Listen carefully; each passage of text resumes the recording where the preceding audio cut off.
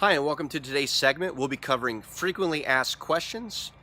And there's two questions that keep coming up whenever we're onboarding new clients or we're answering questions for prospects that are looking at using our services in the near future.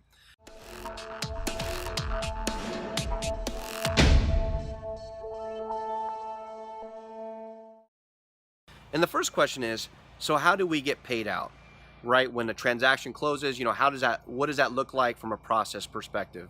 And the second question we get asked is, can we draft addenda for the real estate broker, real estate agent that we serve? So to answer the first question, how do we get compensated? So we get compensated when you get compensated as a real estate broker. It's as simple as that. And what I mean by that is we believe in if the transaction closes and we've put in the work to help you close that transaction, then we're going to get compensated for that work. But by chance that your transaction doesn't close, we don't charge you a fee.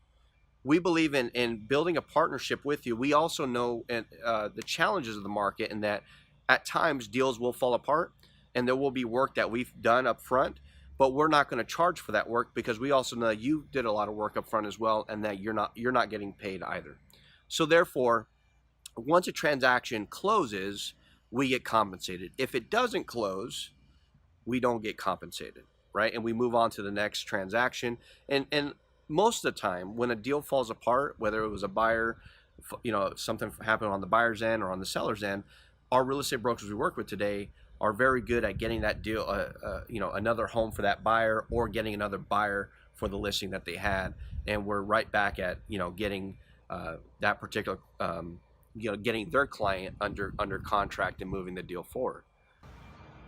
And then to answer the second question is, do we draft addenda? And the answer is yes, we do. Our transaction coordinators are licensed, so that gives us the capability to draft addenda and be able to manage to that process. The one thing that we don't do when we draft addenda for a client is write down verbiage, right? We don't do that for liability reasons, but at the end of the day, the way it would work is a real estate broker would need an addenda drafted. They would give us the language that they want on that addenda. We, in essence, make sure that that language verbatim gets placed onto that addenda. We then manage that process to get signatures from the respective parties, whether it's the sellers, buyers, another real estate agent, you name it.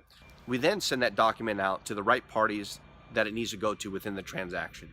This creates more efficiencies for the real estate broker. It's another task that they don't have to manage to, and we just take that off their plate and allow them to then keep moving forward and growing their business. So hopefully answering these two questions was helpful.